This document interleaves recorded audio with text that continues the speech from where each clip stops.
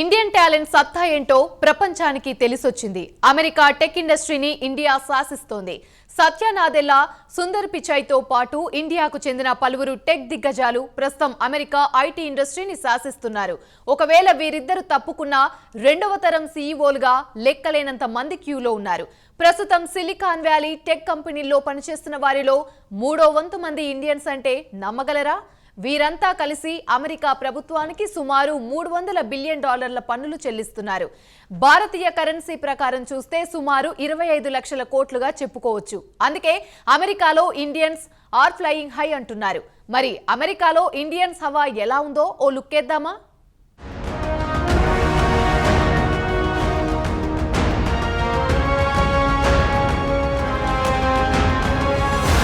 ఒకప్పుడు ఇండియా అంటే పేద దేశం, నిరాక్షరాస్యుల దేశమని విదేశీయులు ఎద్దేవా చేసేవారు. కేవలం 40 ఏళ్లలో సీన్ పూర్తిగా మారిపోయింది. ఐటీ రంగం ఎప్పుడైతే విస్తరిస్తూ వచ్చిందో దాన్ని ఇండియన్స్ బాగా అందిపుచ్చుకున్నారు.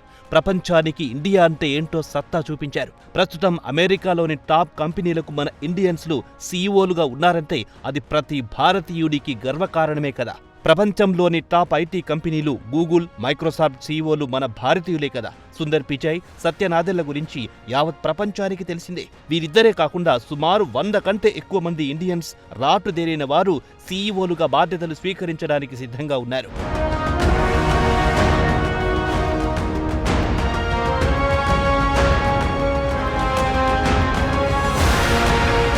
సత్యనాదెళ్లతో పాటు సుందర్ పిచాయ్ని తప్పిస్తే ఇతర టాప్ ఎగ్జిక్యూటివ్ల విషయానికొస్తే Apple senior vice president operation Sabih Khan, Nvidia executive vice president worldwide operation Jay Puri, senior vice president enterprises, sales and business development Shankar Trivedi, Tesla chief financial officer Vaibhav Taneja, Google senior vice president Prabhakar Raghavan వీరంతా రెండవ తరం టాప్ కంపెనీలకు సీఈఓలుగా అర్హత కలిగిన వారు. వీరితో పాటు Meta vice president machine learning Sandeep Pandey, vice president product management Raghavan Srinivasan, storage major Micron chief business officer Sumit Sadana, Salesforce president chief engineering officer Srini Tallapragada, Accenture విషయానికొస్తే chief executive officer North America Manish Sharma లేదా నాగ చంద్రశేఖరన్ ఇతన్ని కూడా 2 వారాల క్రితమే ఇంటెల్లో గ్లోబల్ ఆపరేషన్ చీఫ్ గా నియమించారు. కాగా ఇప్పటి వరకు ఈ హోదాలో 30 సంవత్సరాల పాటు సేవలందించిన కీవాన్ ఎస్పార్జాని రిటైర్మెంట్ తీసుకోవడంతో ఆయన స్థానంలో నాగ చంద్రశేఖరన్ను తీసుకోవాల్సి వచ్చింది.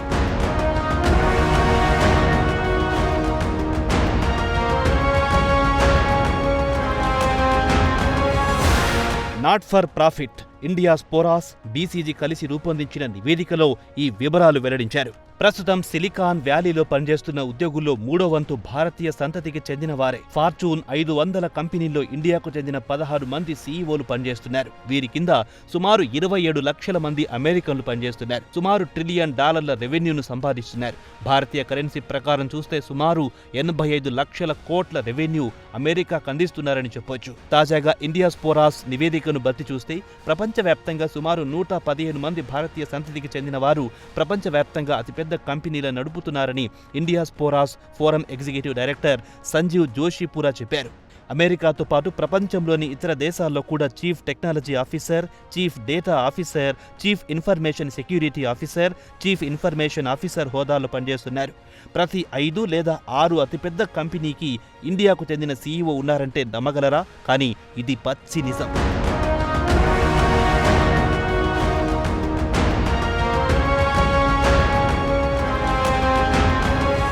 ప్రపంచ కుబేరుడు ఎలాన్ మస్క్ గురించి వేరే చెప్పాల్సిన పనిలేదు. ఈ ఏడాది జూన్లో అశోక్ ఎల్లుస్వామిని పొగడ్తలతో ముంచెత్తారు. రోబోటిక్ ఇంజనీర్గా ఆయన టెస్లాలో ఆర్టిఫిషియల్ ఇంటెలిజెన్స్ ద్వారా విజయవంతంగా నడపడంలో విజయం సాధించారు. టెస్లా కార్లకు ఆటో పైలట్ సాఫ్ట్వేర్ను తయారు చేసి ఇచ్చారు. కాగా ఎల్లుస్వామిని టెస్లా ఆటో పైలట్ టీంకి 2021లో మొట్టమొదటిసారిగా తీసుకున్నారు. ఆయన లేకుండా ఈ ప్రాజెక్టు విజయవంతం అయ్యేది కాదని ఎలాన్ మస్క్ అన్నాడంటే ఇండియన్స్ సత్తా ఏంటో తెలిసిపోతుంది కదా. చెన్నైలో బ్యాచిలర్ డిగ్రీ చేసిన స్వామి అమెరికాలో పీజీ చేయడానికి కార్నెగీ మెల్లన్ యూనివర్సిటీలో చేరారు. కాగా ఎల్లుస్వామి ఆటో పైలట్ సాఫ్ట్వేర్ విషయానికొస్తే తాను వేరే కార్ల కంపెనీని ఈ సాఫ్ట్వేర్ సరఫరా చేసుకుంటానని చెప్పుకొచ్చారు.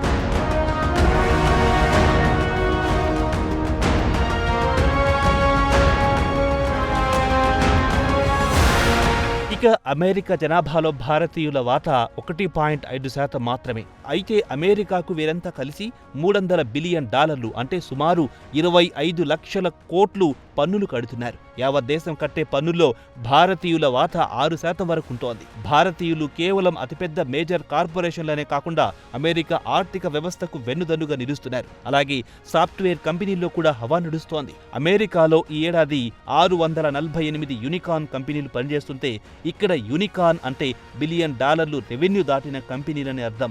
వాటిలో 72 స్టార్టప్లు ఇండియన్లవే. వాటిలో ప్రధానంగా చెప్పుకోవాలంటే కేంబ్రిడ్జ్ మొబైల్ టెలిమాటిక్స్ సొల్యూషన్లను చెప్పుకోవచ్చు. ఈ కంపెనీల విలువ $195 బిలియన్ లెక్క కట్టారు. సుమారు 55,000 మంది ఈ స్టార్టప్లలో పనిచేస్తున్నారు.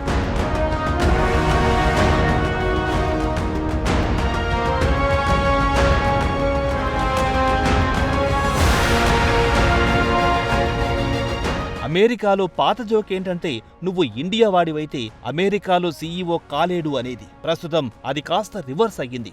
నువ్వు ఇండియా వాడివైతేనే నీకు సీఈఓ పదవి దక్కుతుందని ఇండియాలో అమెరికా రాయబారి ఎరిక్ గార్సెట్టిస్ సరదాగా అంటుంటారు. గూగుల్, మైక్రోసాఫ్ట్, స్టార్బక్స్ సీఈఓలంతా ఇండియన్లే కదా అంటుంటారు. అయితే భారతీయ విద్యార్థులు స్టెమ్ అంటే సైన్స్, టెక్నాలజీ, ఇంజనీరింగ్, మ్యాథమెటిక్స్ లో మంచి పట్టు సాధిస్తారు. అలాగే కుటుంబ విలువలు, త్వరగా ఇతర కల్చర్ను అందిపుచ్చుకుంటారు. దీంతో పాటు కష్టపడి పనిచేసే తత్వం ఉంటుంది. అది కాకుండా ఇతరుల మాదిరిగా మొండి కాకుండా సర్దుబాటు ధోరణితో వ్యవహరిస్తారు. ముఖ్యంగా ప్రతి భారతీయుడికి కనీసం 2-3 భాషలపై అవగాహన ఉంటుంది.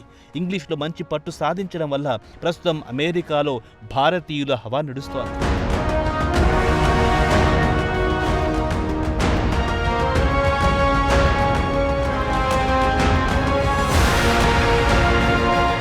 ఒక విధంగా చెప్పాలంటే మన దేశ ఆర్థిక వ్యవస్థను బలోపేతం చేయడంలో ప్రవాస భారతీయులు కీలక పాత్ర పోషిస్తున్నారు అనడంలో ఎవరికి ఎలాంటి అనుమానాలక్కర్లేదు. ప్రతి ఏడాది సుమారు $120 బిలియన్ వరకు తమ మాతృదేశానికి పంపుతుంటారు. వీరంతా విదేశాల్లో ఇండియన్ను గర్వపడేలా చేస్తున్నందుకు అభినందించాల్సిందే కదా.